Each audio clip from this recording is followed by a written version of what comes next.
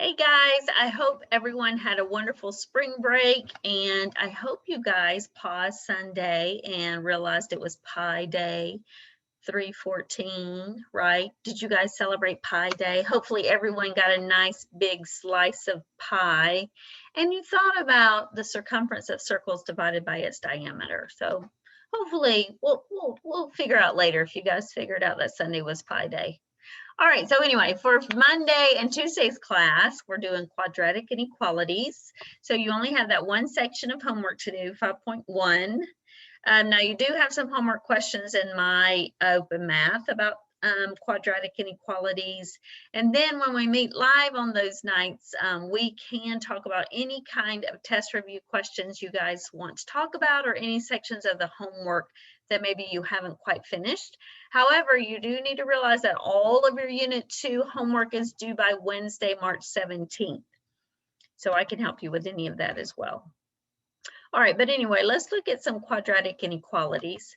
So just like using the quadratic equation, you want everything equal, or in this case, greater than or equal to 0. Or not greater than or equal to 0, but greater than or less than 0. So just like for regular equations, you want to move everything to the left side of that equal sign or your inequality sign. So that means we're going to move our positive 6x and our positive 4, which means we'll subtract both of those terms.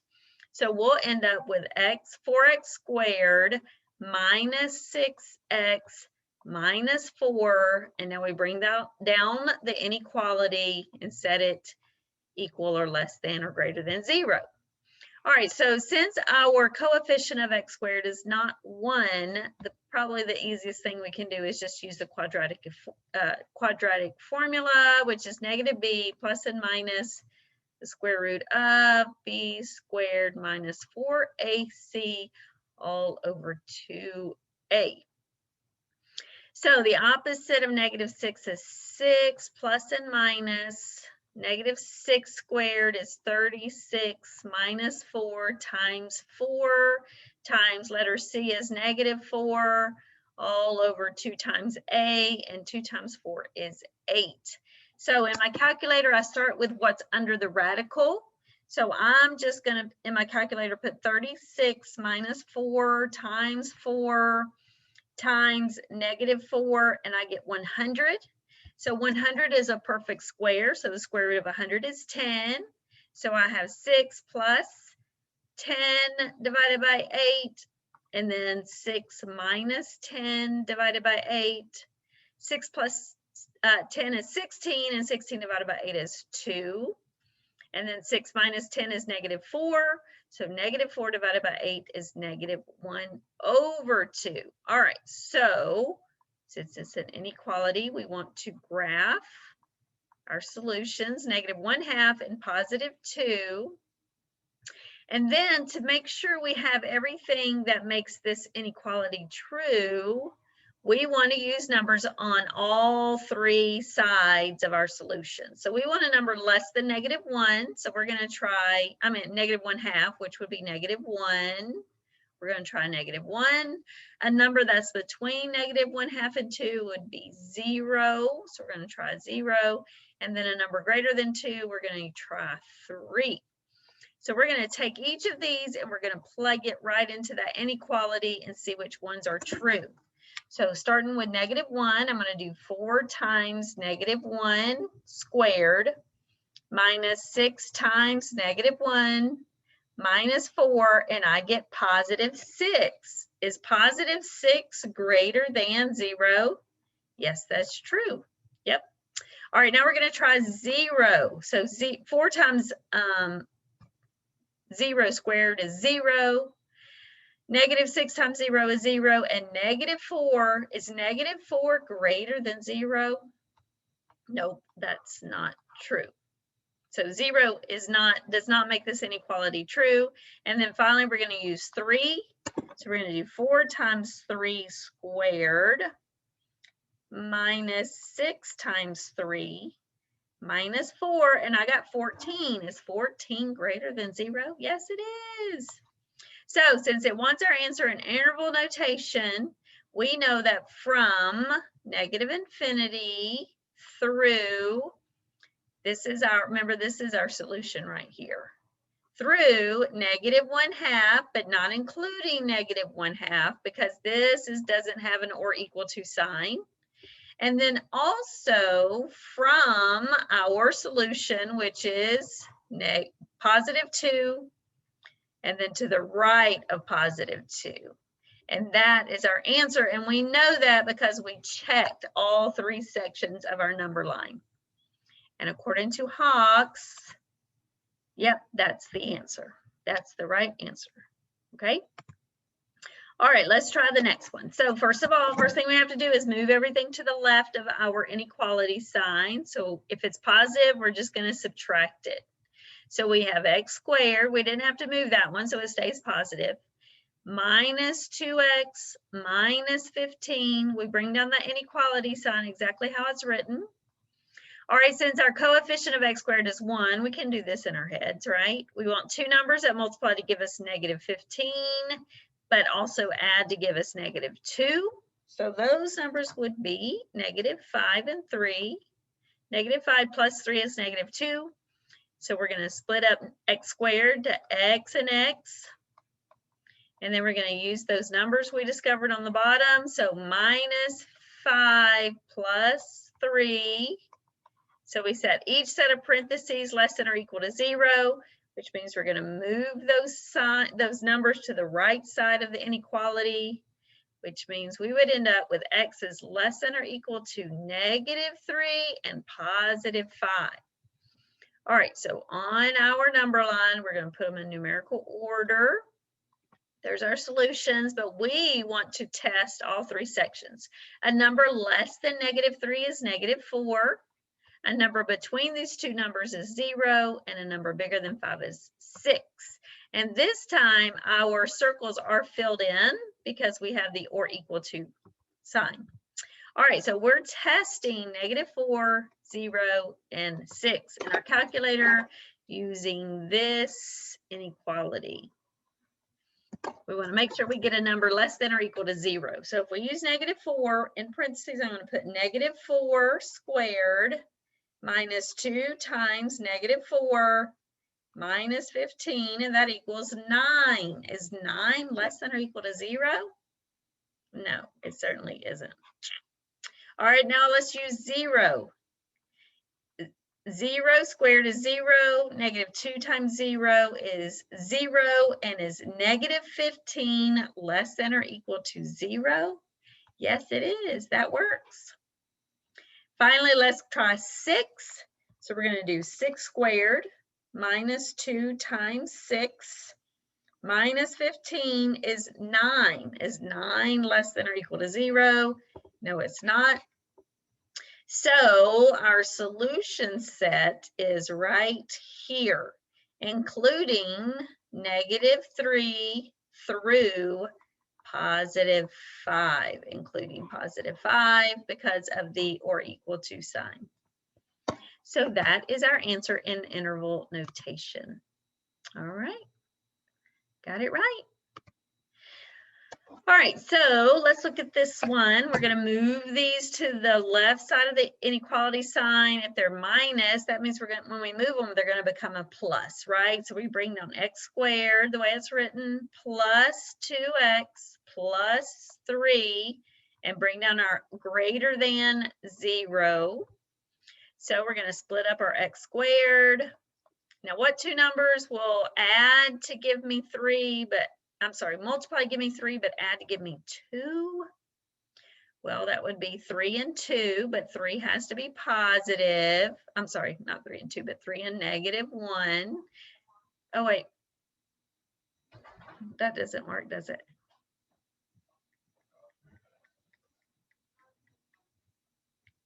You know what? I think I wrote that incorrectly. That is supposed to be a plus. I'm sorry. I think I typed that incorrectly. So when we moved it, it should have been a minus 3. There we go. Yeah, I think I'm sorry. I need to change that. Before I send it to you, I may or may not remember that. All right, so anyway, this should be, now it's correct. All right, if that was a minus right there, now it's correct. All right, so anyway, when we set both of these greater than 0 and then move those numbers, we're going to end up with x is greater than, the opposite of 3 is -3, and the opposite of -1 is +1. Now, I want you to pay attention to these directions right here. The first thing it tells you to do is to separate multiple answers with a comma. Well, we ended up having 2 answers. So since it doesn't say interval notation at this point, it just wants these 2 answers. So the first answer is -3. It says use a comma and separate the second answer. So in Hogs, this is the first answer I would write according to my directions. After I put in this answer, then it tells me to express my answer as interval notation, which is where I'm going to use my number line. I'm going to look at the answers I was given, and then I'm going to test all 3 sections. I want a number less than -3, in between -3 and 1, which is 0, and then a number greater than 1. So I'm always going to use whole numbers, okay? So these are my testing numbers. So I'm going to use this equation right here. Pretend that I wrote that correctly the first time. This should be, yeah, that should be a +3, which would make this -3. All right, so let's use -4 in there, all right? So -4 squared plus 2 times -4 minus 3 is 5. Is 5 greater than 0? Yes, yes it is. That works. All right, now let's use 0. So 0 squared is 0. 2 times 0 is 0. And then I'd end up with -3. Is -3 greater than 0? Is that true? No. -3 is not greater than 0. And now finally I'm going to use the +2. So 2 squared plus 2 times 2 minus 3 is 5. Is 5 greater than 0? Yes, it is. 5 is greater than 0. That is correct.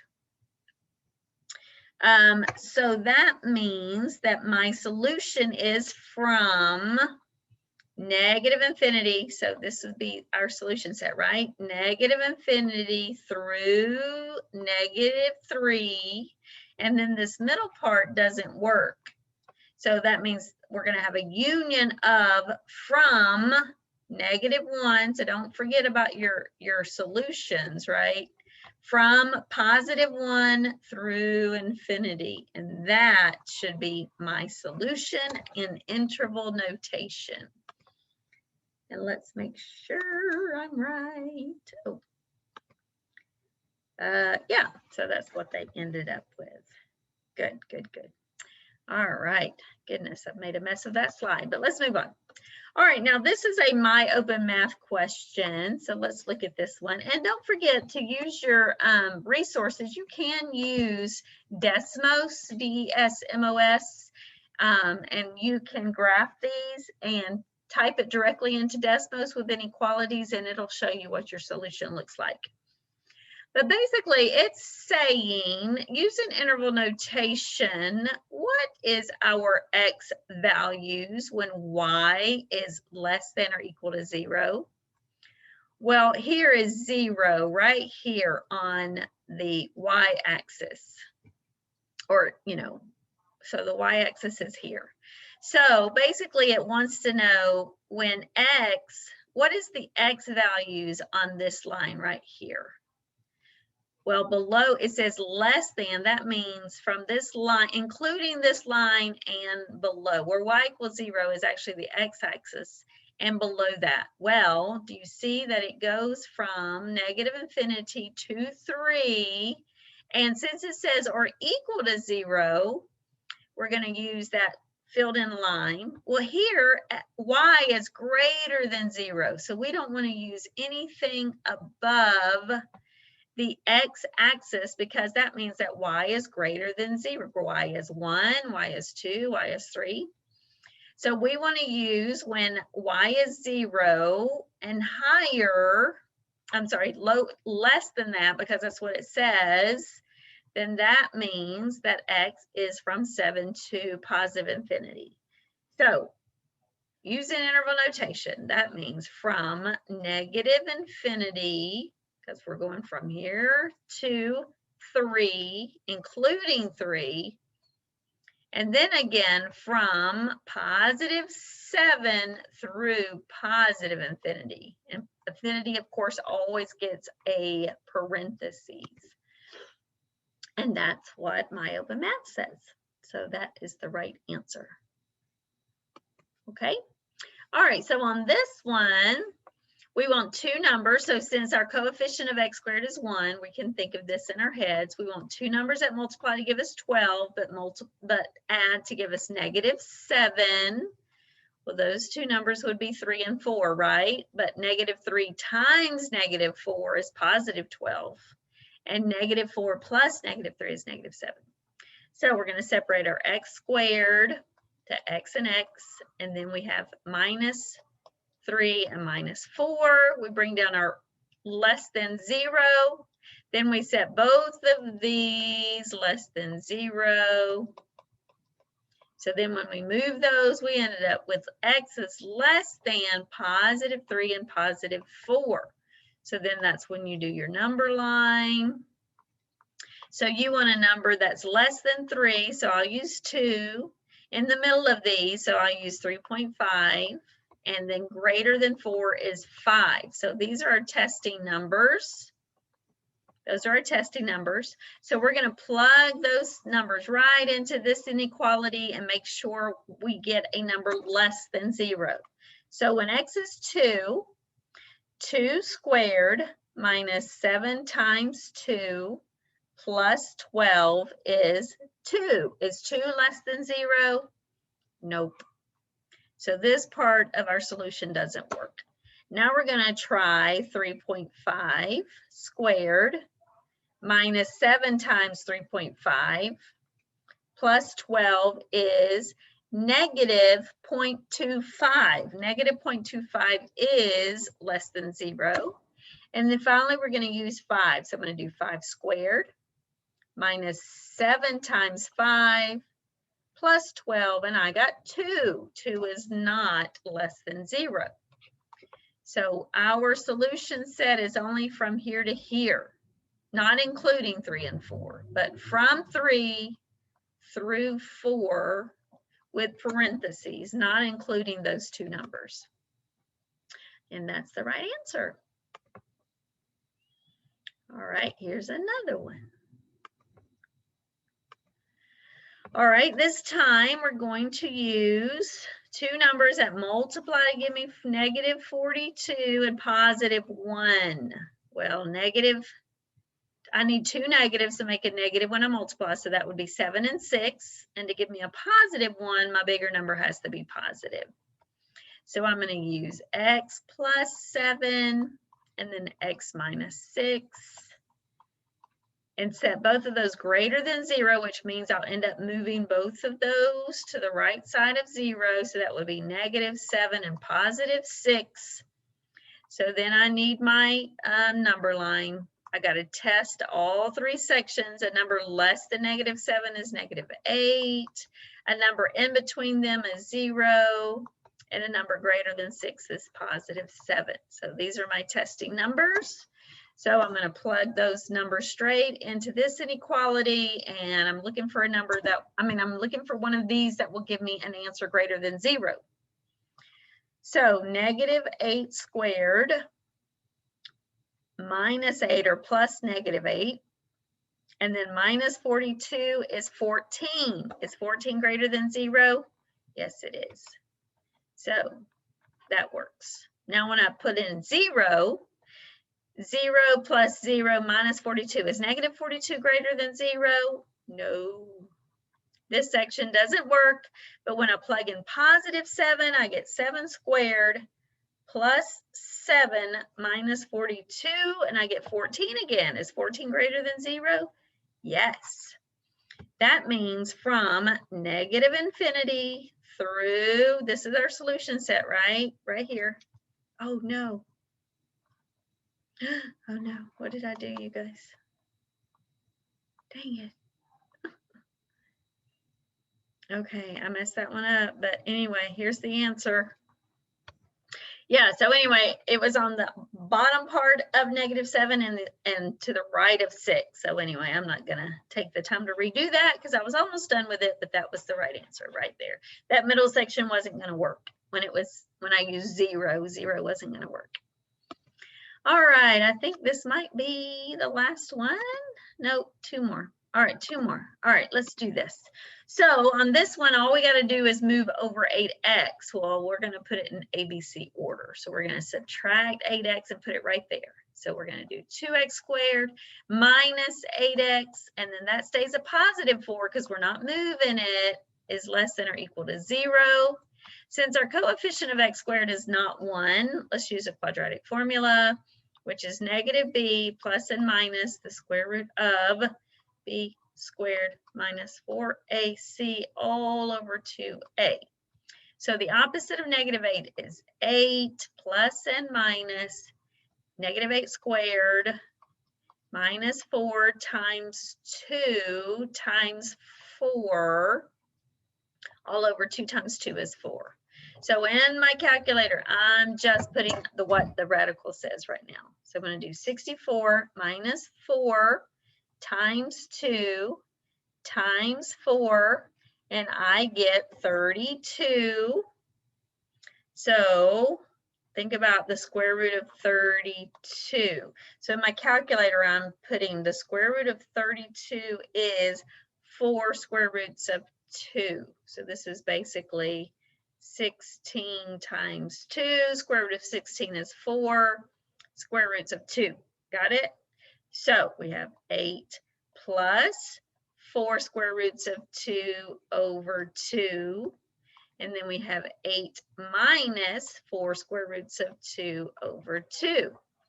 Well, all the numbers not in a radical can be divided by 2. So 8 divided by 2 is 4. 2 divided by 2 is 1. 4 divided by 2 is 2. Same thing. This becomes 4. This becomes 1. And this becomes 2. So we have 4 plus 2 square roots of 2. And then we have 4 minus 2 square roots of 2. Okay? So those should be our 2 answers. It says leave answers in exact simplified form. Oh, but it does say use interval notation. So that means from -infinity through 4 plus 2 square roots of 2. And that gets a bracket. And then from +4, I probably have this in the wrong order. And then infinity gets a parentheses. Now that was a little tricky. Oh, it simplified. It simplified even more, didn't it? Yep, so we have 2 minus square root of 2, and then we have 2 plus square root of 2. So they simplified. You know why? Because I changed this to a 2 and it's a 4. That's where I messed up. I rewrote it as a 2, but it was a 4. So this would have been a 2 and this would have been a 1.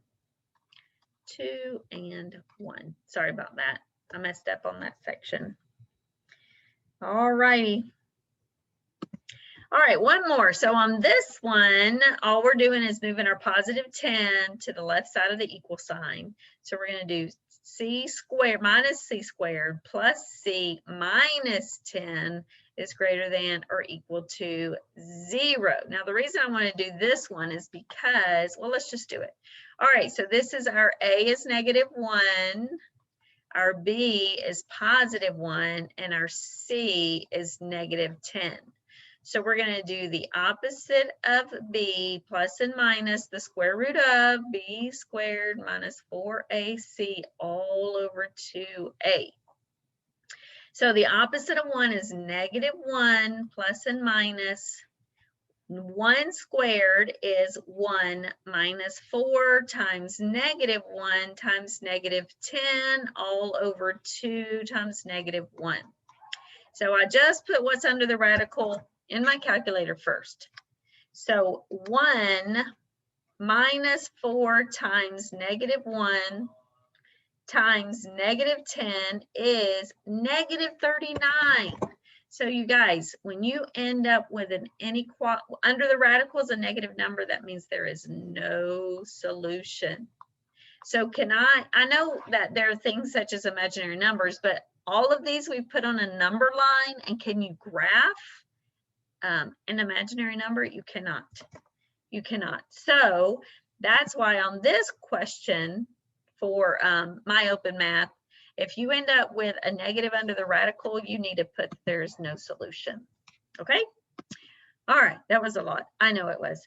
But that is the only section you have for Monday night. I know that you guys probably started those last week in your college algebra class, well, before spring break. So hopefully you're already done with that section, and then we can just concentrate on test review. So you guys bring your questions, any homework questions or test review questions to class, and I'll be happy to help you with them. All right, I'll see you guys Monday and or Tuesday.